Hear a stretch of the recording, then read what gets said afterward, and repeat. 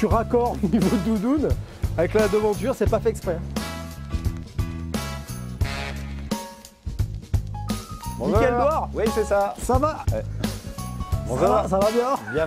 Bienvenue en Sarthe. Je valide la doudoune. Nickel, merci de nous accueillir. Moi, je viens te voir pour le côté fabrication de la rillette. On va délivrer tous les secrets. Les rillettes, pour nous, ça fait partie de notre ADN. Moi, j'en mange depuis que je suis gamin. Ouais. Si je fais ce métier-là aujourd'hui, c'est grâce aux rillettes aussi, parce que voilà, à partir de 11 ans, on faisait le cochon à la campagne chez mes grands-parents et on faisait les rillettes avec mon oncle et ça m'a toujours plu. Et puis voilà, gamin, voilà, à 4 heures, on mangeait pas du Nutella, quoi. C'était une tartine de rillettes.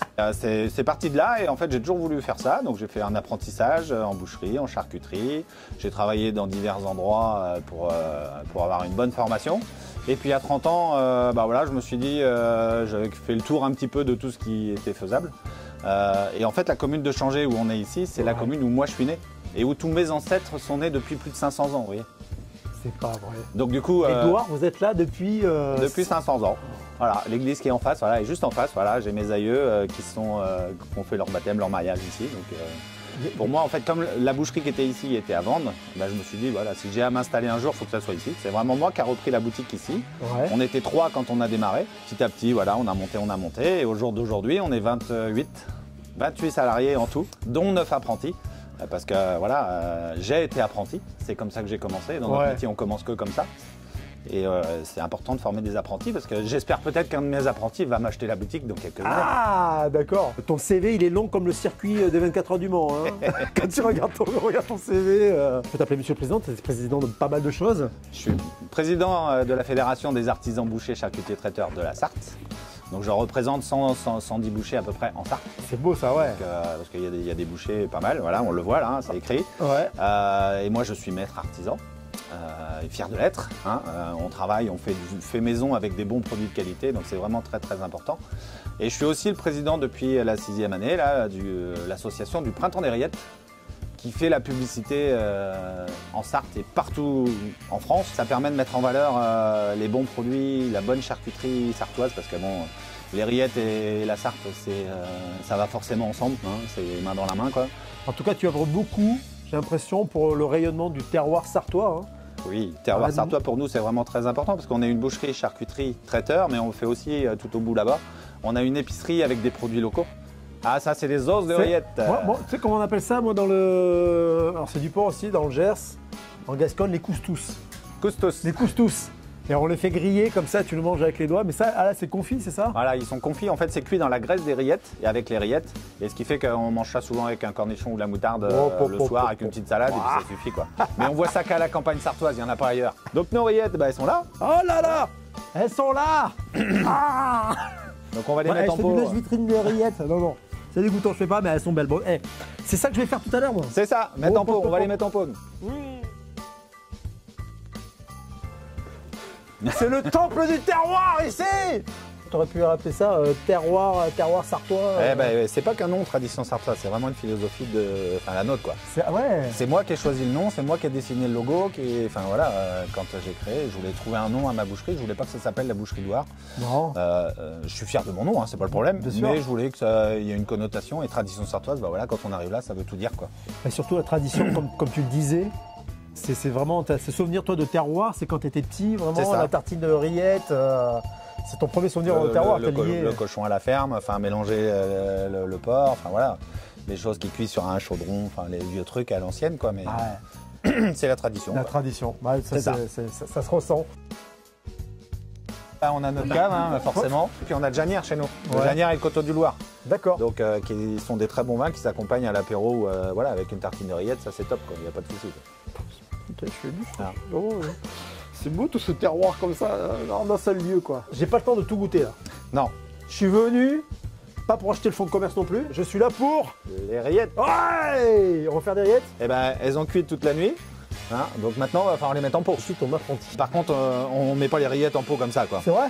Attends, non, là peut-être ça va mieux comme ça, ils m'ont on va passer à côté, on va changer, rester comme ça? Non? Et puis on va aller au labo. Ah, je peux pas rester comme ça? Non plus.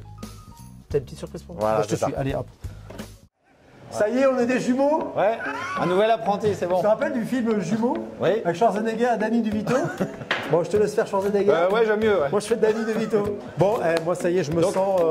Nickel, on va pouvoir attaquer le cochon pour faire les rillettes alors. Les cochons viennent d'arriver entiers là. Genre peut-être de chez Anaïs ou d'autres producteurs du groupement. C'est ça, ouais, des vrais cochons de la ferme, du porc fermier des Sénomans. Groupement porc fermier sartois. C'est ça. Label rouge et IGP. Donc c'est vraiment du cochon de chez nous qui mange que des bonnes choses. Voilà, c'est sartois. T'es chauvin un peu, hein? Un petit peu, ouais, j'aime bien les choses sartoises, c'est bien. J'habite à Changer, je vis à Changer, je travaille à Changer et je mange des choses de la Sarthe, c'est très bien. Eh ben alors il faut rien changer. Non. Allez, on y va. Ah. Donc voilà.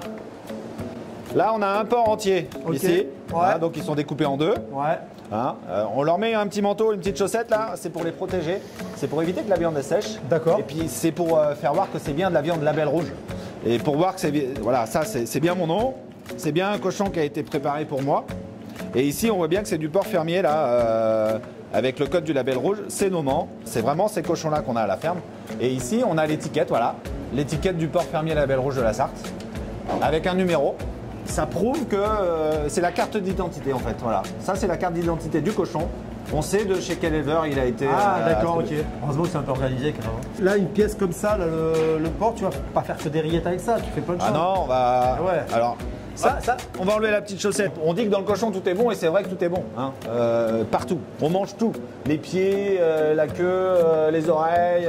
Chez nous, on mange tout. Bah ouais. Et on a vu dans la boutique tout à l'heure les os de rillettes. Voilà. Et ben en fait, c'est les os qui sont ici là. Les cousses-tous. Les cousses-tous. Rappelle-toi maintenant les cousses-tous. Et ben en fait, c'est les os qui sont ici. On laisse un peu de viande dessus et c'est ça qui sert. C'est les côtes, c'est les ribs aussi. C'est ça. Ouais. Donc pour faire les rillettes, c'est pas compliqué. Il nous faut. Il n'y a pas beaucoup d'ingrédients. C'est du porc. Donc un bon porc fermier comme celui-là. Ok. Hein. Parce qu'on peut faire des rillettes d'oie aussi, de canard. Oui, on en fait aussi d'autres sortes, mais pour les vraies rillettes de la Sarthe, voilà, il faut un beau cochon.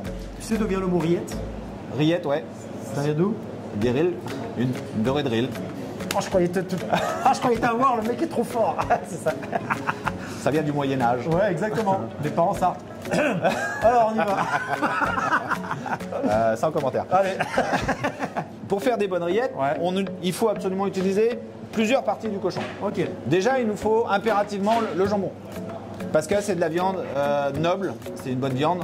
Les rillettes, dans le temps, dans le Moyen-Âge, on va dire, quand ils faisaient les rillettes, c'était un peu tous les restes. C'est ça. Sauf qu'aujourd'hui, les chutes, ce qu'on appelle c'est ça. Chutes, ouais. Sauf qu'aujourd'hui, nous, pour faire des vraies rillettes et des bonnes rillettes, c'est surtout pas les restes.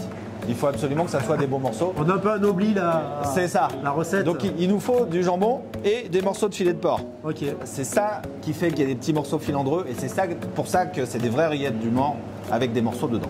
Après, il y a plusieurs sortes de gras dans les cochons, mais tout n'est pas bon pour les rillettes. Ah. On dit que tout est bon dans le cochon, mais pas pour faire les rillettes. Nous, le gras qu'on veut pour faire les rillettes, c'est le gras de bardière qu'on appelle, qui est ici. D'accord. Celui-là. Parce qu'en fait, c'est un gras qui est dur, qui fond à la cuisson. C'est ce qui donne le sein doux, un gras blanc un peu liquide. D'accord, ok. C'est ça. Et on se sert aussi. Ça, on va le retrouver tout à l'heure, mais sous forme liquide. On va le voir tout à l'heure, mais il va pas être blanc, il va être transparent. Puisque là, du coup, il est fondu. Ok. Hein. Et on a le gras aussi du jambon. Là, on l'utilise aussi parce que celui-là fond. Ouais. Par contre, on a du gras, celui-là qu'on appelle le gras de colle ici, là, qui se retrouve sur les chines. Là. À première vue, on pourrait se dire c'est le même, mais non. Celui-là, il sert pour faire plus le boudin noir. D'accord. Parce que celui-là ne fond pas. Il faut absolument le faire cuire pour le hacher, pour qu'il cuise. Quand on tue le cochon à la campagne, bon, c'est de moins en moins répandu malheureusement, mais tu peux pas faire des rillettes forcément comme ça, t'improviser, dire tiens je vais faire des rillettes. Maintenant je comprends mieux pourquoi. Voilà, c'est parce que c'est. Nous pour faire des rillettes, il nous faut 18 à 20 heures. Hein? Donc bon, on va passer quelques étapes. Donc là, on va passer l'étape de découper le cochon, donc ça c'est bon. D'accord. Maintenant, on va peut-être aller voir ce que ça donne dans la marmite. Avec plaisir. Eh ben, on y va. Allez, Lyon. Je veux connaître le chien qui va avoir droit à ce nonos. Ouais, c'est un fémur de bœuf, ça. Là, c'est balèze. Ah ouais. Et en plus, c'est bien, tu peux faire un peu de muscu là, comme ça, ah, c'est ça, c'est pour ça que t'es un peu gaillard. Ouais, c'est les os à moelle sont pris là. Voilà. Les os à moelle, c'est ça là. Ouais, j'adore le samoa. Attends, les gars. Bon, je sens l'odeur. Bon, regarde, mon nez il est pris comme ça. Ah! La marmite de rillettes est là. Voilà. Le Saint Graal. C'est ça. Donc là, il y a à peu près un cochon et demi dedans. Le Saint Graal ou le Saint Gras, tout court. Combien? Il y a à peu près un cochon et demi dedans. On met 150 kilos en fait à la. Ah oui, de ce qu'on vient de voir là, les parties. C'est ça, ouais. Ouais. Donc un cochon Parce et demi. qu'en fait, quand on veut, là on arrive aux rillettes ici, là, on va dire qu'on est quasiment à la fin du boulot. D'accord. Si on fait une petite rétrospective en arrière, voilà, on était avec le cochon, il se passe entre à peu près 18 heures. Entre le début et la fin, quoi. Ah, tu veux dire entre le cochon que tu reçois Voilà. là et quand on il est va en commencer pot, à le découper et qu'on le met en pot, voilà, il se passe à peu près 18 heures. Hein, parce que D'accord. Donc combien de dépeçage? Bon, c'est long, j'imagine. oh, le cochon, il y en a pour 1 heure ou 2, c'est tout, ça va vite. Donc par contre, il faut absolument séparer les viandes. Ok. Donc on récupère le jambon, on récupère le filet de porc, on les coupe en gros morceaux, en gros cubes. Voilà, Ouais. ça on les met de côté. On prend le gras, Ouais. uniquement le bon gras. On le décoine, C'est- on yes. enlève toute la couenne parce qu'il faut La surtout pas de barrière, couenne. la barrière. La bardière. La bardière. Le gras de bardière et le gras de Je suis jambon. apprenti, j'apprends, hein, la bardière. Et du coup, voilà, une fois qu'on a ça, on commence par à peu près à 10 h le matin, 10-11 h le matin, on fait fondre le gras Ok. dans la marmite là, tout doucement, pour que ça devienne du sein doux. Ah, alors là, Voilà. alors, Et en fait, quand on voit là, le sein doux c'est ça, c'est le gras là. Voilà. tu fais d'abord fondre que C'est ça. ça. Donc il y a que Quand ça. on a vu le gras de bardière en fait qu'on a vu qui était un peu épais, que je disais que c'était du gras dur pour faire Ouais. fondre, et ben c'est exactement la même chose que ça, c'est ça qui a fondu. Hein. Et là, et après quand ça refroidit, on le voit là, celui-là il a déjà figé un Ah, tout petit peu, il commence à blanchir. Et ça fait ce qui fera la graisse qu'on voit dans les C'est pots ça. de rillettes. Tout à fait. Ok. Voilà. Hein. Mais, ah, Donc du coup, on a fait fondre notre gras. Une fois que notre gras est bien fondu, on rajoute les gros morceaux de viande. On met la marmite à fond. Parce qu'on veut que ça colle un petit peu au fond de la marmite exprès. Pour que ça donne un petit goût de rôti, un petit goût de viande rôtie, légèrement fumée. Ok. Ça c'est exprès, donc il faut le coup de patte du maître quoi. Voilà. Ouais. Hein, tout le monde n'y arrive pas. On mélange bien comme il faut. Hein. Pendant une demi-heure, il faut quasiment remettre tout le temps. Et après, une fois que ça c'est fait, que c'est rissolé, pour donner de la couleur à la viande, on la voit là, la viande elle est un peu roussie, un peu voilà, une belle couleur brunâtre. Ouais. Ça c'est très important. On met à feu doux, on rajoute le sel, le poivre, Ah, d'accord. hein, parce que le cochon c'est du bon cochon, du sel, du poivre, un bon coup de main et c'est tout. C'est tout, hein. Il n'y a rien d'autre. Pas de conservateur, pas de. Aucun conservateur. Du persil, de l'ail. Les rillettes c'est pas fait pour les garder dans le frigo, c'est fait pour les manger. Donc il n'y a pas besoin de conservateur. Puis la graisse. La Et graisse. puis voilà, c'est le sel en fait, Le le sel sel. naturel qu'on met dedans fait que ça se conserve. Hein. Il faut savoir que dans le temps on mettait 25 à 30 grammes de sel au kilo. Maintenant nous on est descendu à 13-14 grammes. Hein. C'est mieux C'est pour les mieux. artères, C'est tout ça, ça, là. tout à fait. C'est Pour le pour ça. cholestérol. Et avant il y avait beaucoup plus de gras aussi parce qu'il n'y avait pas de frigo donc on était obligé de mettre du gras dessus. Maintenant on en met beaucoup moins parce que voilà, on a des Parce qu'avant, frigos. le gras conservé, Hein. justement, il y a ce côté C'est ça. conservateur. Donc une fois que ça a cuit toute la nuit, Ouais. on baisse le couvercle, on laisse D'accord. mijoter toute la nuit, on va se coucher. On revient le lendemain matin, on récupère un petit peu les petites impuretés qu'il peut y avoir comme des petites choses comme ça. On mélange, on bat les rillettes. Donc battre les rillettes, on prend ça. Ouais. Hein, parce qu'en fait, qu'on voit les morceaux ici et on mélange. On bat. Donc ça, je vais te laisser faire. Alors. Hein, C'est quoi? C'est comme ça, là? Voilà. Ok. comme ça. Et ce qu'il faut faire, c'est incorporer le gras qui est ici, Ouais. qui soit mélangé à la viande des rillettes. Ah, ok. Voilà, ça permet d'avoir une rillette qui est souple à manger, qui se tartine facilement et qui est meilleure. Parce que voilà, s'il y avait des rillettes qu'avec de la viande, on ne pourrait pas l'étaler sur du pain. Et après, là, une fois que tout va être bien battu comme il faut, on va pouvoir mettre en pot. Est-ce que je bats bien? Là, ça va, c'est bien, c'est bien. Ah, mais il y a des bouts là, des morceaux là, comme ça là. Il y a encore des morceaux, donc quand ils sont trop gros, on les casse quand même un peu, parce que sinon, dans le pot, on va avoir qu'un morceau. Hein, les pots sont pas très grands, donc là, on les casse, donc faut prendre la... Voilà, on fait comme ça. Voilà. Ah, il est allé au fond. Ouais, ouais. Ah, Non mais il va se casser, voilà. Et en fait, on voit les morceaux, les fibres là, ça c'est parce que c'est des morceaux de jambon ou de filet de porc. Si on avait mis que des déchets, que des petits bouts, des petites chutes, eh ben on n'aurait pas ces morceaux-là. Et ça ferait pas les rillettes, les vraies rillettes de la Sarthe. Voilà. Parce qu'il faut des beaux morceaux. C'est impératif ça. Sinon, c'est pas des vraies rillettes. C'est un sujet qui me pèse depuis que je suis arrivé. J'ai lu des choses. Il y a des gens qui colportent des histoires comme quoi les rillettes viennent de Touraine. Mais c'est quoi ça? Alors, je vais vous expliquer. Fallait qu'on crève l'abcès. Ouais. En Touraine, il y avait des bons écrivains. Mais en Sarthe, il y avait les bons charcutiers. Donc du coup, qui a raison? C'est ça, hein. Une chose est sûre, on vend plus de rillettes en Sarthe qu'à Tours. Bim! Les rillettes sartoises, c'est la star quoi. C'est typique, c'est le mets sartois, le voilà, sartois, comme ouais. dans Toulouse, voilà, cassoulet, enfin voilà, Mais que tu ou retrouves le foie après. gras. Ouais. Merci. Non mais que tu retrouves maintenant sur une bonne planche de charcuterie, il faut une petite rillette sartoise. Ah, dans la Sarthe, on fait jamais un barbecue ou un apéro sans rillettes. On est d'accord, hein. Ah, même pour un mariage. il faut absolument des rillettes. On peut goûter comme ça ou Et pas? donc du coup on peut ouais, un petit morceau de viande là comme ça pour voir le confit. Voilà, on voit les fibres tout. Et du coup quand on goûte, on a l'impression d'avoir un goût de rôti de porc confit. C'est délicieux. Déjà comme ça, c'est délicieux. Mais après la rillette, alors, on peut le dire, on peut la faire réchauffer pour qu'elle redevienne comme ça et la mettre sur une tartine aussi. Ouais. On peut la mettre dans un wok par exemple, on se fait griller des petites tartines, des baguettes, et puis on les met dessus chaudes comme ça, et voilà, c'est un régal pour l'apéro. Ta petite recette que tu viens de glisser comme ça là. Ouais. C'est Genre, bon, là. il y en a une autre avec des rillettes comme ça, vous prenez des rillettes comme ça, vous les mélangez avec de la moutarde Ouais. et du fromage râpé. Donc Ouais. nous on utilise toujours notre fromage, notre refrain, voilà, on aime bien notre refrain, c'est du fromage de vache bio de chez nous. On le mélange, on le râpe, on le met sur la tartine et on le passe au four gratiné un tout petit peu pour l'apéro. Ça vous fait un toast maison qui est royal. Ça c'est cadeau pour Fond de Terroir, la petite recette comme Voilà. ça glissée de Michael Douard. Voilà. Donc là on est à la fin des 18h C'est ça. et la dernière Dernière étape. étape, la mise en pot. Voilà, il faut mettre en pot. Donc on a une petite collerette ici qu'on appelle. Ouais. En fait c'est parce que le pot de rillette on le remplit jusqu'à ce petit trait là. Tout simplement c'est parce qu'elle doit faire un certain poids puisqu'on les vend à la pièce. Donc si on va jusqu'à la collerette ici, on est sûr que ça fasse le bon poids. De temps en temps on en pèse un petit peu pour voir, mais normalement il n'y a pas de souci. Hein. Donc, Tu me montres ça. donc voilà, donc, on a notre louche bec de canne ça s'appelle. Ok. Hein, qui est en forme comme ça, c'est parce que pour mettre dans les pots c'est plus facile. T'es pas gaucher? Je suis droitier. Ah, parce que sinon faudrait pas celle-là, il faudrait une autre. Ah mais non. Ouais, parce que sinon faudrait dans l'autre En sens. plus, je suis en train de me dire, il dit une connerie, non mais c'est Mais vrai. non, non, C'est vrai. C'est bien vrai, c'est ça, parce que le bec est par là. Et ben c'est ça, parce que voilà. Donc en fait on prend la viande avec un petit peu de gras comme ça, voilà, on mélange, on le prend et on le met dans le pot sans salir le pot partout. Oh là Voilà. là là là. Hein.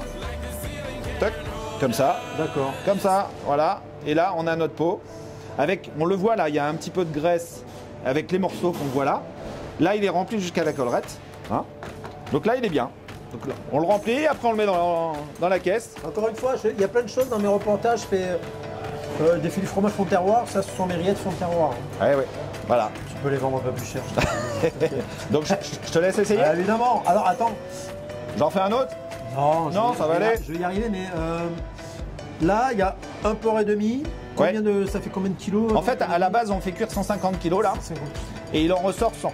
Là, il y a 100 kg de Il y a rillettes. 100 kilos de rillettes. Ouais, parce qu'en fait, il y a l'évaporation du gras, l'évaporation de l'eau naturelle. C'est pour ça qu'on les fait cuire toute la nuit longtemps. Ouais. Hein. C'est très important pour nous que ça fasse une cuisson très longue. Ça permet d'avoir de la viande confite et pas bouillie. Et ouais, c'est ça. Parce que ça change tout. Alors, le secret, enfin, une des étapes importantes, c'est la cuisson C'est longue. ça. Cuisson lente. Et voilà, les secrets, ça en fait partie. Ah, ça y est. Voilà. Donc on fait attention de bien mettre dedans. Et de pas trop salir le pot parce qu'après il faut tous les essuyer un par un. Et là, combien alors avec 100 Alors là- kilos, là, tu vas faire combien? alors là, J'avais promis. Ouais, il y en a un J'avais peu trop promis. et il n'y a surtout pas assez de gras. Ah mince. Ah oui, il faut absolument prendre un petit peu de gras parce que sinon, quand on va les faire Là, quand comme on- ça, là, carrément, je prends le. Ah, je sens. un petit peu, voilà, faut mélanger. Voilà, comme ça. Là, on voit c'est un petit peu huileux sur le, enfin voilà, ça brille. Ok. Et en fait, quand ça brille, c'est joli.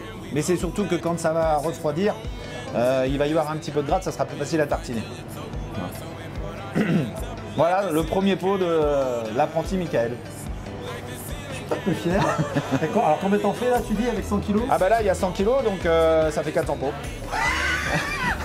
Donc t'as pas fini. Vas-y.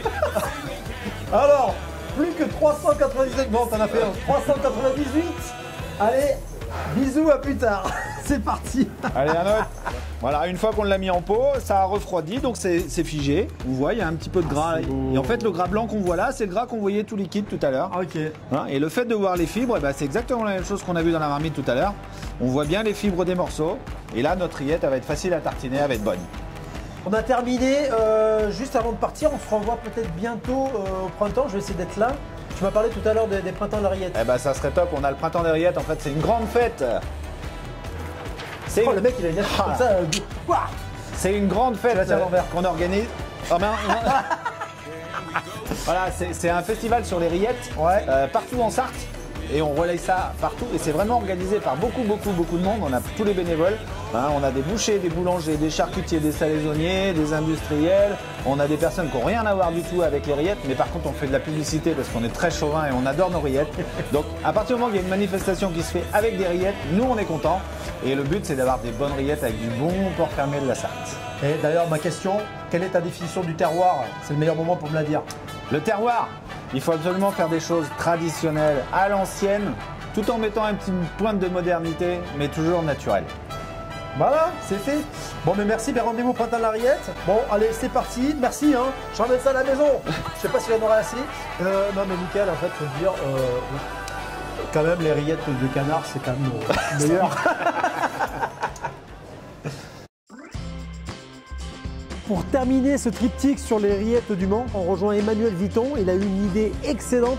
Il fait de l'eau-de-vie de rillettes. La distillerie du Sonneur tire son nom d'un petit crapaud qu'on préserve sur nos vergers qui s'appelle le crapaud Sonneur à ventre jaune. C'est celui-là, il ne se transforme pas en Prince Charmant.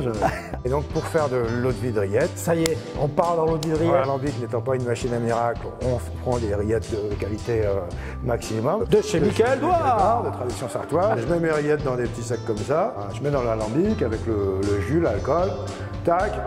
Je ferme, je chauffe, le paradis. Allez, laisse-moi là. Laisse-moi ici. Voici. Et donc là, on a notre petit stock d'eau-de-vie de rillettes. Ce triptyque rillettes, finir avec une eau-de-vie de rillettes, c'est magique. Voilà. C'est vrai, c'est une première mondiale, Ouais. personne n'avait eu l'idée de faire ça. Non, on reste quand même sur une eau-de-vie, donc quelque chose de très net. Mais c'est incroyable. C'est vrai que ça dit ce que tu disais, ce rappel, c'est hyper fin.